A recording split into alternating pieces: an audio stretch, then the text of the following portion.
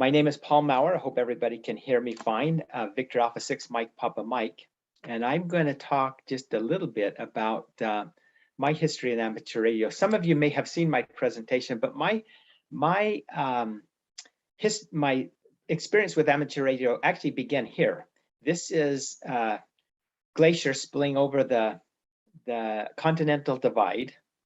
And several years ago, I found myself skiing across here. In fact, you can see my ski tracks coming across the mountain, negotiating that system of crevasses. But I was skiing to a hut that is operated by the Alpine Club of Canada, and to check on some things for the Alpine Club. I do some casual maintenance and custodial work for the Alpine Club. So I was skiing into this new hut that had only been visited half a dozen times.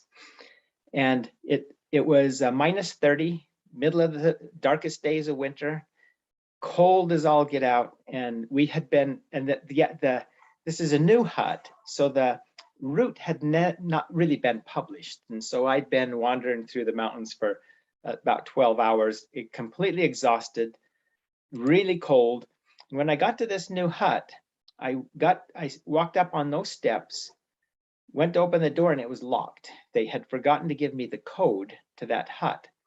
And I had remembered, as I was standing on the steps of this hut, I had remembered a few weeks earlier, I had received a phone call from, while I was sitting at my desk, but from a ham radio operator. Somebody just driving down the road. My phone rang, and he says, "Is your name Paul Mower?" I said, "Yeah." He said, "Do you have a friend named Mark?" And I said, "Yeah, I do." And I says, "Well, I'm a ham radio operator, and your friend Mark has just contacted me by ham radio, and his truck won't start. And he says, you know where he's at." And I said, "Yeah, I know exactly where he's at." And he had two young boys with him, and it was a really cold day. And so I arranged to have his truck started. As I was standing on these steps of this locked hut, I remembered this and thought, whatever I do when I get back, I'm going to get whatever license Mark had, because I need to figure this out. So that was, I went back and I got my license. Mark had told me that it was, all I needed to get was a 70% on this test, and that's all I needed. So really, that's all I worried about. So I got my basic license, and I do casual work, as I was mentioning, with the Alpine Club of Canada. And I started carrying this radio to these various mountain huts. Now in Canada, we have a system, the Alpine Club has a system of about 35 backcountry huts. Many of you, if you've been to Banff National Park, you've seen this mountain. This is Castle Mountain that sits at Castle Junction up the highway between Banff and Lake Louise. And if you look at, there's a ridge about halfway up that mountain. And on top of that ridge sits the Castle Mountain Hut. So this is just an example of the system of huts that the Alpine Club of Canada runs. And some of them are like Castle Mountain. You can actually hit the cell phone tower in the town of Banff, but many of them are very, very remote, and there's no chance of any way of communicating other than some kind of a radio. Just an example of some of the huts that the Alpine Club runs. This is the Bow Hut above Bow Lake in Banff. This is the Glacier Circle Cabin, which sits in the Selkirks Glacier National Park in British Columbia. This one was built in 1924 by the Canadian Pacific Railroad, actually, as a shelter for climbers in this area. The Asalkan Hut, which also sits up near Rogers Pass, very popular in the winter with skiers to ski up to it. And you'll see a lot of these huts. In fact, you'll see a small tower, not a tower, but an antenna on this hut, VHF antenna. And I found I could come into some of these huts and plug right into the external antenna with my handheld radio, and was able to communicate with helicopters in delivering propane bottles and stuff like that. It worked out. So my license turned out to be quite handy. In fact, it was standing here on the helipad of the Silver Spray Cabin above Nelson, BC, where I made my very first QSO. Actually called out CQ, somebody came back to me, and I was just enamored with this ability to communicate in the backcountry. It opened things up for me a lot. However, I was at this hut deep in the Selkirks, had no way of I realized that with my basic license wasn't doing me much good, and if there's no repeaters or anybody to listen to hear me, I realized that I needed to upgrade my license, because it was at this hut that I really needed to talk to somebody, and had no way of getting out. So I made a promise standing under the balcony of this hut that when I got back, I would upgrade my license and get my basic with honors. And so from that point, I started carrying my HF gear to places like the Conrad Kane Hut in the Bugaboos, the Elizabeth Parker Hut in Yoho National Park. This is just to show you how some of these huts look. This is the interior of the Elizabeth Parker Hut. They can be quite cozy. Most of them are set up in a dormitory style, and anyone can book these huts. You don't have to be a member of the Alpine Club. You get a little bit of price break if you are, but there's a lot of options to stay. This is the Guy Hut, again in Yoho National Park, and you can see how I've set up an end-fed half-wave, strung it out the window of this hut, and from the window of the hut to an avalanche probe that I poked in the snow. And typically, when I go to these huts, that I'll set up some kind of an antenna like this, and then just run my radio from the hut out to the antenna that you can see in the background, and can communicate with the outside world. And I found that when I first started this, I would set up skeds with hams that I knew, but I found that propagation and everything else so unpredictable in my time that I just have found that relying on the ham radio community at large has been the best. You know, we have a wonderful group of people out there that want to help. And so when I go out, I carry a schedule of different nets that I can catch on, and or just catch somebody. And so my wife has become very accustomed to receiving phone calls from people all over the world, letting her know that I'll be a day late, or I've made it to my place safely, or such and such. So I've used ham radio HF as my means of communicating from these huts, and it's actually worked out quite well. And as I mentioned, I also carry with me frequencies of any organization that perhaps is using the backcountry, helicopter companies, backcountry ski lodges, logging companies. Some of these are on a commercial band, so I modified my radio so that I can go out of band and can talk to like parks repeaters, the ACMG guiding frequency, the frequency the guides use. So when I'm in the backcountry, I'll carry my VHF radio mostly for safety, and then the HF radio for communication with the outside. And there are lots of huts like the Fairy Meadow Hut in the Selkirks, a wonderful place to visit. It's very popular because it gets really a lot of snow in the winter, and people will helicopter in. But in the summer, you can sit at the table of the Fairy Meadow Hut and look out this window and contemplate the beauties around you. It's a great place to go in the summer because it's not used very often, and you usually have the place to yourself. The Lloyd McKay Hut is another fun one to visit in Jasper National Park. It sits at the foot of Mount Alberta in some of the most spectacular country that you can ever see, and you cannot see it from any highway. And it's just a simple shelter, just a tin box, but inside, you know, the Lloyd McKay Hut, it's clean, it's safe, it's warm, and it's a great safe shelter from the elements, as are all the backcountry huts that the Alpine Club of Canada operates. This is the Neil Culligan Hut, which is the highest habitable dwelling in Canada. Sits in the mountain tops that's beyond Moraine Lake in the Valley of the 10 Peaks. And this Sapphire Call Hut, much more simple, just again, a tin box tethered to the top of the mountain. There's not much in this one, but if you're in inclement weather, another one that's a great shelter from the elements. Others, like the Waits Gibson hut, are older huts that are very comfortable, great amenities. This one, the Waits Gibson hut, sits in the Tonkin Valley of Jasper, probably one of the most photogenic spots in the Canadian Rockies. Beautiful place to visit. Now, just a word, as many of you know, in Canada, we deal with some sometimes very harsh conditions. Our mountains are remote and it can be very cold. This is skiing into a sundog. It's a phenomena that you only see when it gets very, very cold, and the ice crystals will form this phenomena in the air and make it look like a halo, called a sundog.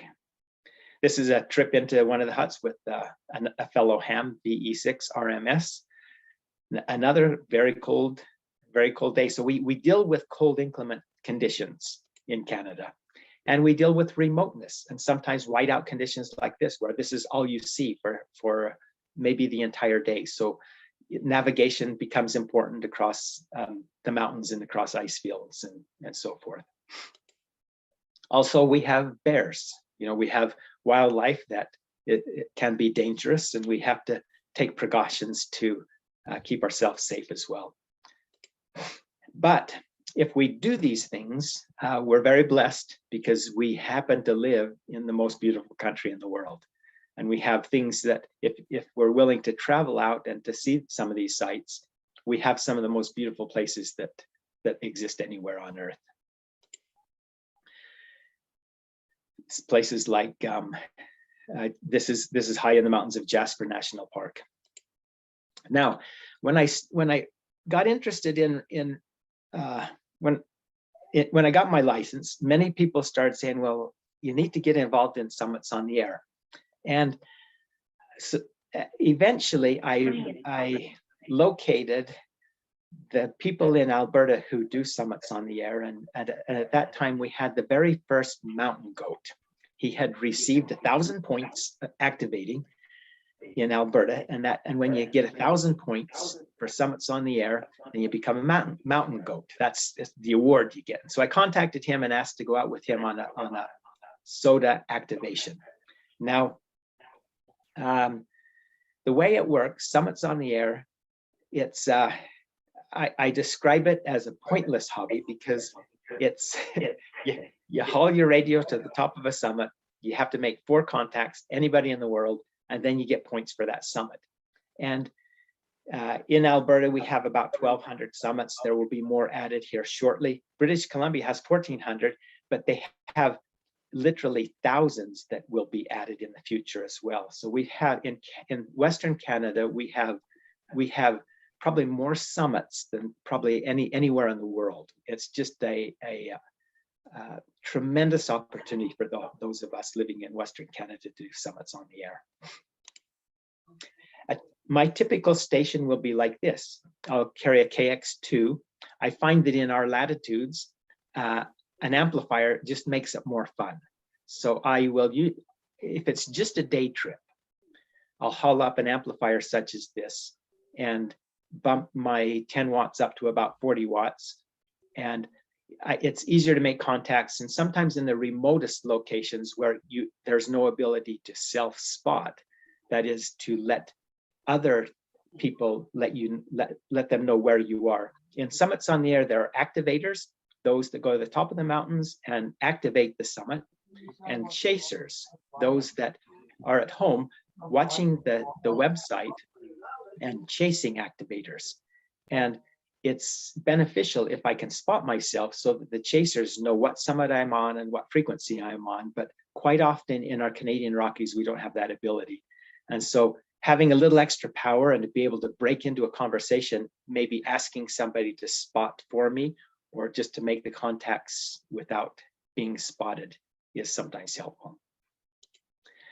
I've also experimented with not only the KX2, which is my normal radio, but I've been experimenting with this new True SDX, which has been a kind of fun radio. And again, I've built a little amplifier, or my buddy has built a little amplifier to go with that, and it's made it a lot of fun as well. I typically always will use an end-fed half-wave antenna, and I use a spark plug transformer. This is made by Michael Johnson. I put his contact, sparkplugger.com, up here. But I like this. I like this transformer because it can handle up to 50 watts, and it's still very light and easy to carry, which makes it a nice antenna to carry. And so I usually just use this transformer, cut a wire resonant to either 20 meters. Usually 20 meters is kind of the money band in SOTA, or 40 meters, which is kind of makes up a multi-band, 20, 40, 15. But in many of our summits, there's often not very much room at the summit. And so either an end-fed half-wave, or sometimes I'll use a vertical antenna. But it's just a typical setup. I'll prop my avalanche probe or up by rocks, or poke it in the snow and run one end of the end-fed half-wave to it, and then the other end to maybe my trekking poles, also poked in the snow or propped up by rocks. Now this is a photo just taken a week ago today. This is Moraine Lake. This may be one of the most photographed spots in the entire world. You'll see this on Canadian $10 bill, used to be anyway, or calendars, postcards. It may be the most photographed spot in the Canadian Rockies. But the mountain that's in the foreground is called Mount Bolan. And up behind Mount Bolan, in the saddle between Mount Bolan and the adjacent mountain, is another alpine hut. And last weekend, I went up there. And one of the beauties of SOTA is you see beautiful places like this, but from the summit, it's an entirely different view. So you can see down, now we're down at the top of Mount Bolan, looking down at Moraine Lake from below, and some of the most spectacular, dramatic mountains in all of the Canadian Rockies. Just to show you a few of the stations. So as SOTA operators, we have the most beautiful operating positions of anybody in the world, I think. This is on Bow Peak, overlooking Bow Lake in Banff National Park. This is my station on Bow Summit. I also have been able to visit remarkable locations like this. This is the Upper Sipler River Valley, and it's an immense valley that's just hundreds of square kilometers of open alpine meadows that you can climb into and never see another soul. There won't be another soul in here. This was on a trip to climb Mount Bolan and do an activation earlier this summer. And so this is activating Mount Bolan, and then you can see that Sipler River Valley below me that I showed in the photo. This is Mount Allen in Kananaskis National Park, another activation during the winter time this past winter, with BA6 FPV was with me on this activation. Many of our mountains too. This is the Front Ranges, and you can see the mountains going off to the west, the Rocky Mountains off to the west, and then the prairies and the plains going off to the east, where the mountains and the prairies meet. This is Evangeline Peak above the Yahatinda Ranch in Alberta. This is actually above Lake Louise, another station. This is Fairview Mountain, and you can see Mount Victoria in the background and some of the glaciers and the dramatic places. And some of these places, like this particular summit, is not necessarily that difficult to get to. And it's a beautiful place to activate. We're blessed to have places like this around us. This is Castle Mountain. Earlier in the photo, I showed you the hut, the Castle Mountain hut. This is the summit of Castle Mountain that overlooks the Bow Valley. You can see clear down the Bow Valley and along the Castle Mountain Massif. Now, sometimes in the winter, it can be very cold, but there are also great opportunities in Alberta in the winter as well. This is Crowfoot Mountain in Banff National Park above Bow Lake. in that area. And you can see my antenna, how it's been strung between two avalanche poles. And then my operating position would be here, down by the where the lower of the two avalanche probes are.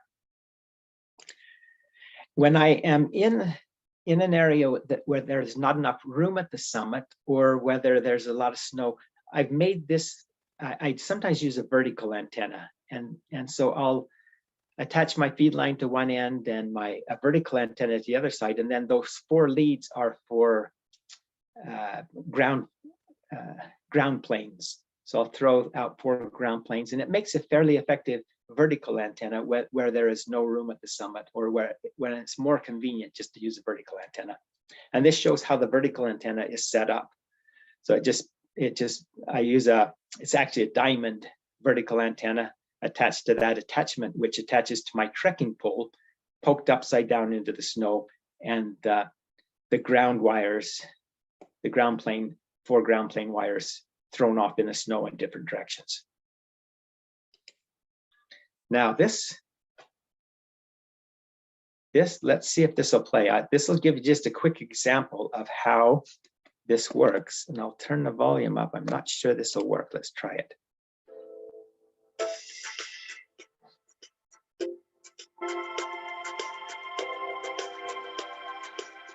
CQ, SOTA, CQ, summits on the air. VA6 MPM, Victor, Alpha 6, Mike, Papa Mike, calling CQ, SOTA, standing by. CQ, SOTA, CQ, summits on the air. VA6 MPM, Victor, Alpha 6, Mike, Papa Mike, for summits on the air, standing by.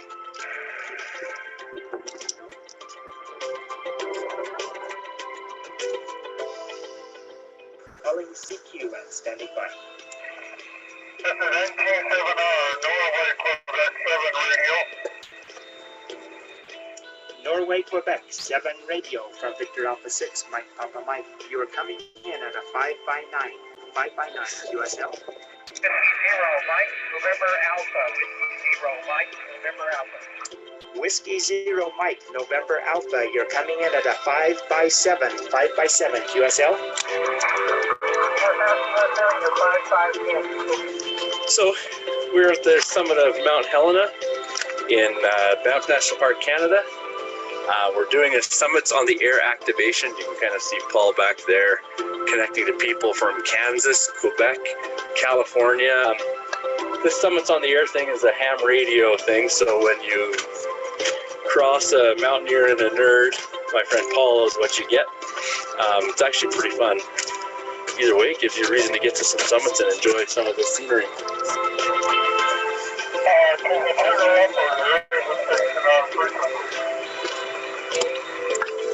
This is Victor Alpha 6, Mike Papa Mike. I am on frequency calling CQ SOTA, CQ summits on the air. VA6 MPM calling CQ and standing by.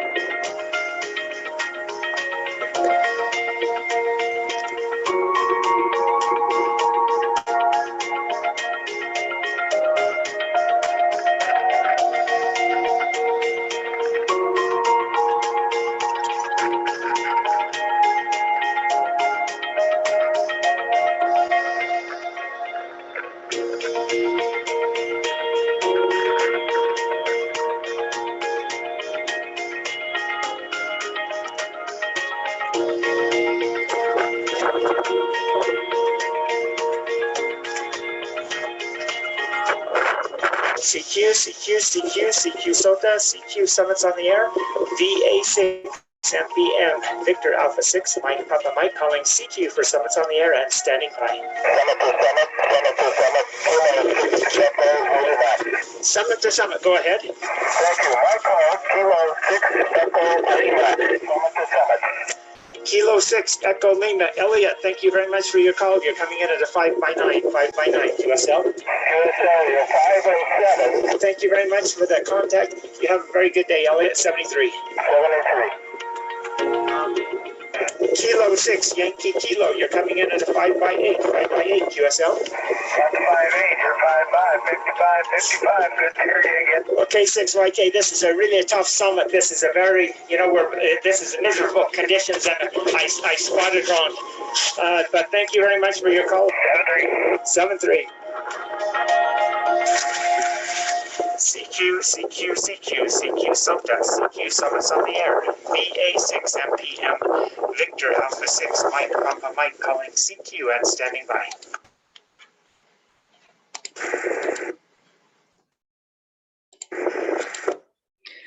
So that gives you just a little bit of a look at what it's like to actually activate on a summit. Climbing mountains has always been a metaphor for us for achieving our goals. And one of the things about Summits on the Air, it gives us the opportunity to go out and do things that we wouldn't otherwise do. And it becomes very rewarding because we're able to see things that most people are not able to see. Expands our horizons, and it gives us an opportunity to explore our world in greater depth. This is This is earlier I mentioned Evangeline Peak and Yaha Tinder Ranch, and so some of the summits we have to get to with our own power. Even if that's a drive-up summit, and some of them are. Some summits you can actually drive to the top in the car, but you do have to get out of the car and walk away from the car to activate. And so really there are summits for everybody. I mean, they don't have to be real remote, difficult mountaineering objectives. They can be small foothill hikes or any other kind of mountain, but whenever we get out, it's beautiful. And we shouldn't discount the winter. Sometimes the snow will cover everything over, like this activation.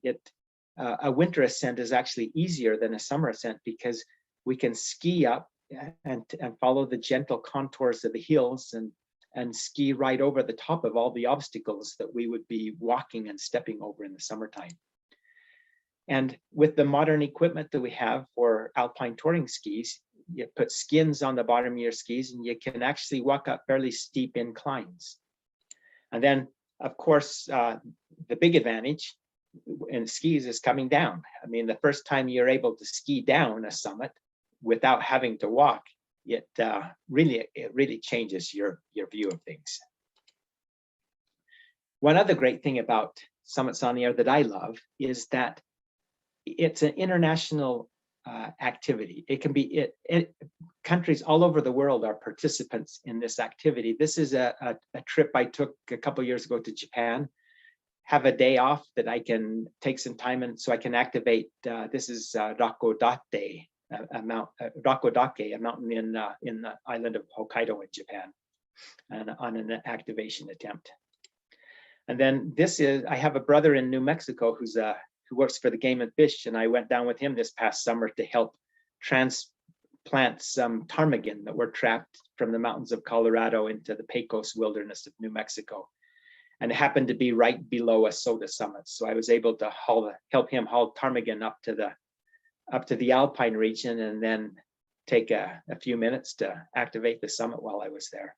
So there's a lot of, everywhere you go almost, there are Summits on the Air peaks that you can activate and make your vacation, your holiday travel a little more interesting.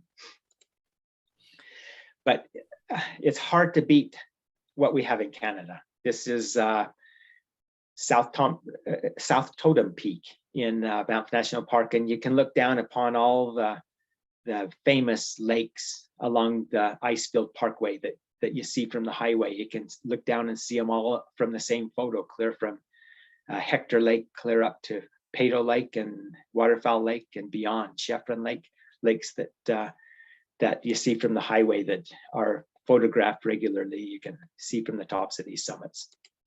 And you can sit and contemplate, the great geological forces that have created the beauties that we all enjoy. I enjoy spending time with friends in the mountains. Food always tastes better. It's a great time to be with friends. And Summits on the Air, it's also an activity. It takes us to places that few people are able to see, like the Tonkin Valley of Jasper, one of the most beautiful places in Canada, but not too many people see it. It gives us an excuse to get out and see things and do things that we would probably not otherwise do. This picture, for example, I love this picture because, again, it's from one of the most photographed spots in the Canadian Rockies. You see it on postcards, calendars, the Spirit Island in Moline Lake. But what's cool about this photo is in the background, I can count at least 6 summits that are SOTA summits that have never been activated. Now, as mountaineers, the holy grail is to be the first person to climb any mountain. And realistically, none of us will ever do that because all of the mountains we have the ability to climb have all been climbed. But with Summits on the Air, we have the chance of having our name on an international register as the first person to have activated any summits. And we have so many of these iconic peaks in Canada, and the opportunity to be the first person to activate them is very, very compelling. Like this one in Moline Lake, the Valley of the 10 Peaks. It's not often that we get a chance to activate and see the sites like this from the summit. And also walking off the summit, when we have made a successful activation, of course, the feeling of accomplishment of reaching any summit is tremendous. But to have successfully activated that summit, it enhances that feeling of accomplishment, and it just makes it that much more rewarding to have completed a successful activation and then to walk off the summit and to contemplate the activations that you made, the contacts you've made, and the difficulties in doing what you have just done is tremendously rewarding. And it's one of the things that just keeps me coming back, and it keeps me motivated. We're blessed because we live in such a beautiful spot and we have so many mountains around us to activate. Now, one thing I should mention, a lot of my activities, my activations, my trips into the mountains are done solo. I'm off by myself a lot. And I would say that probably 75% of the successful SOTA activators do it by CW. It's a more efficient operating mode, and it just lends itself to small, light equipment and to SOTA activities. Personally, I don't do that. After having traveled through the mountains all day alone, and I reach the summit, and I'm nervous, I'm often frightened, I'm anticipating a long descent, sometimes dangerous, and I find it so comforting to use single sideband and to hear these voices of these chasers that have become familiar to me over so many activations. I really, really enjoy single sideband. And I enjoy the remoteness of our Canadian mountains, and I enjoy seeing things that are seldom seen, and being in places where I can find solitude. I also enjoy spending time with other people. It's not a completely solitary activity. This is a trip with my son on an activation, doing a traverse in some of the mountains in BC. I like spending time with family, even my grandkids. I don't have to do crazy summits and challenging things, but the foothills of Alberta with my grandkids are probably some of my most enjoyable SOTA activations. But I do enjoy the solitude. I like the mountains, and I like the solitude that they provide, and the opportunity to reflect upon the things that are important in my life. And I think being in the mountains provides that. And Summits on the Air has given a great excuse to do that. This is a For example, this is Labor Day a couple years ago. This was the busiest day in the history of Banff National Park. And we hiked from this spot out to the highway. And when we got to the highway, there's cars parked all up and down the Iceville Parkway. I've never seen the park busier than that day. But yet the 3 days we were back in the backcountry, we never saw a single soul. So even in crowded conditions in our modern world, there are places that we can get out and be completely by ourselves. And we can experience things. And I hope what I show you today, I know you see a lot of pictures and you see some dramatic footage. Summits on the Air doesn't have to be all dramatic. Like I say, there are summits you can actually drive to the top. There is parks on the air, which doesn't require even getting out of the vehicle, but it still offers the same reward. If you can take your radio and you can use it as a tool to make your adventures in the outdoors more rewarding, you should definitely use that tool. And I hope what I've shown you today, for those of you that are interested in summits on the air, will get out and try it. And even parks on the air is a great chance. If you don't have the mobility to get out and hike, parks on the air is another great way to get out and enjoy nature and use your radio as a tool to enjoy the things that make your life abundant even more. And hopefully you can go to places that expand your horizons like they have with me, and see things that you wouldn't otherwise see. I hope that it encourages you. And this is actually the end of my presentation. So I will close this and I'll stop sharing my screen and open it up if there's any questions anybody has or comments. So let me get rid of this screen. Stop share. There we go. All right. Is there anybody has any questions or comments that I could address? I'm just looking at the chat here, Paul, so we probably will see a few that may come in on the chat, and if I see any, I'll read them for you. Okay. Oh, here's one from Derry, VA3HFC. Are you using an end-fed half wave or random wire? That's a good question, Derry. I like an end-fed half wave that is cut resonant. I think it's a little more effective.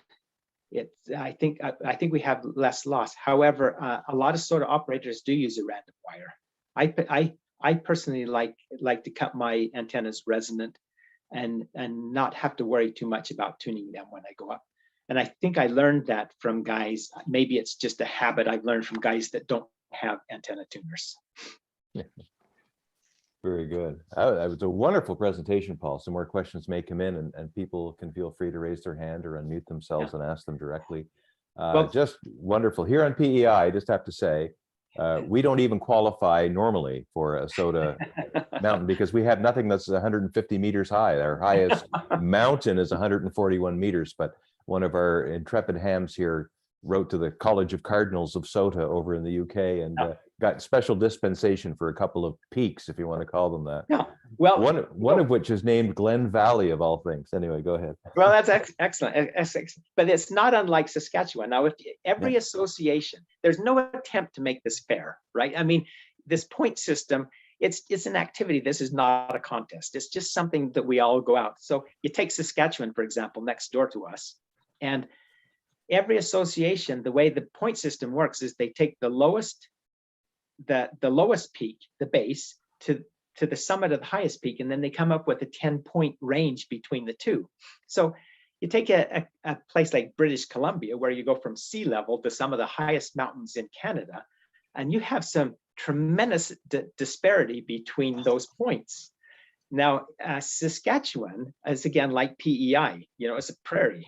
And so we have the unique thing happening in the Cypress Hills, which is on the border of Alberta and Saskatchewan, where you have Alberta's lowest points. You have 1-pointers that are within 10 kilometers of Saskatchewan's 10-pointers. So it's like that, but it's just for all of us, it's just a way to get out. That's cool. That's cool. Richie Leslie, VA7RLX, has a couple of interventions here. First off, he's just back from a week hiking in the Bow Valley, and he's wondering what percentage roughly of the registered summits would you guess are hikeable rather than needing the skills of an alpinist?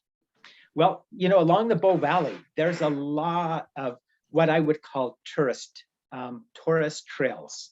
And so if you get on All Trails, for example, the app, if it's on All Trails, you can hike it usually. And there's lots of them. There's lots of them.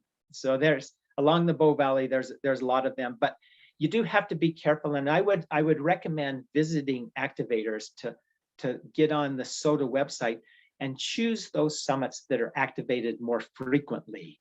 And because they'll be the ones that will be the easier ones. When you see a summit that's been activated once, you may want to be a little careful and be cautious about the approach and read carefully. And there are websites that we as SOTA activators will use and refer to, route descriptions and so forth, so that you make sure you don't get yourself over your head. Okay, excellent. And Richie had another question too about batteries, wondering about in the cold winter, do you carry them in an inner pocket somewhere so they stay warm? Yeah, good point. I do. Like my KX2, I seldom have the battery inside the radio.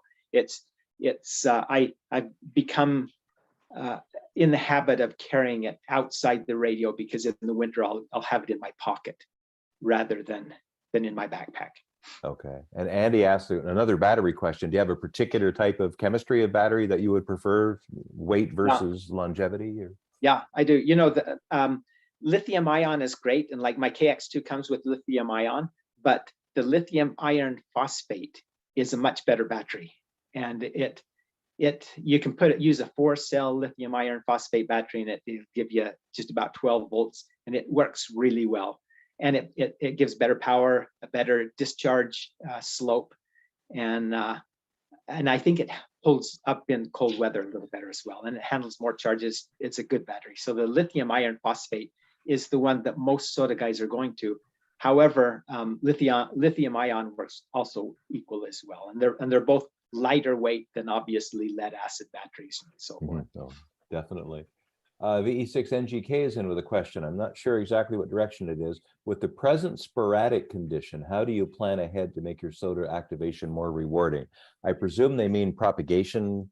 Yeah, and he has a good point, because SOTA activations in the last couple of months have been actually quite difficult, because what happens is when we get magnetic activity, us in the upper latitudes, I think we suffer more.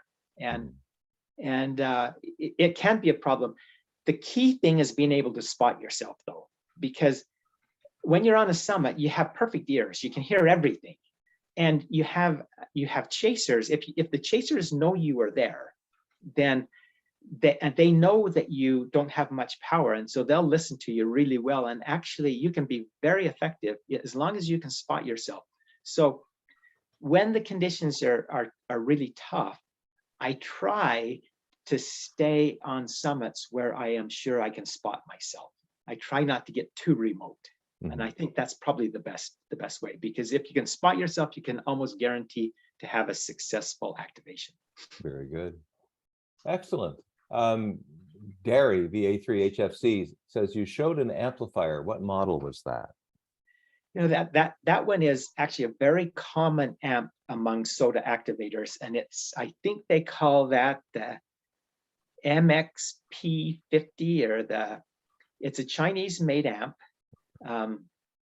MX50 or P, there's a P in it somewhere. I don't even know if it has a name, but it's a Chinese made amp, and it's probably made by several companies, but it's actually very common. The other one that I showed that was attached to that True SDX is one that my buddy VE6CKC actually built from parts that I've used with that one. And so it really doesn't even have a name. Okay, very good. I think Gary recognized what you were saying there. Good. So they thank you for that. So they're on their way. Very good. That appears to be the ending of the questions, and we're pretty well close to up time. Oh, one more has come in from Tom Madden. At the beginning of the presentation, you mentioned you skied 12 hours into a remote cabin. What did you do after you realized that the cabin door was locked and you didn't have a key? Well, I felt really bad. I had an ice axe with me, and I was able to break in without breaking the window. I was able to break through the frame, the outside frame, and trip the window mechanism and get in. And I wouldn't normally do this, but it was really kind of a matter of life or death. I think we probably would have died had we not been able to get into that hut and get out of the weather, because we didn't have tents. We were not equipped to spend the night outdoors. Wow. Well, a really great presentation, Paul. I thoroughly enjoyed it, and I'm sure the rest of us did too. The photography was exceptional, and your descriptions and the activations and bringing the radio piece into that, into an activity that's already exciting. I thought it was wonderful. So I really appreciate your time. Well, thank you very much. I appreciate the invitation. Thank you very much. All right, folks, thanks again to Paul, and thank you to you all. We're coming back at the top of the hour with Dana Stoon, BE3DS, who's going to talk about his 50 years in amateur radio, more than 50 years, actually. So we invite you to hang around for that. The room will remain open. And there are 2 other presentations going on as well. So hopefully we'll see you at the top of the hour. Thank you. Thanks.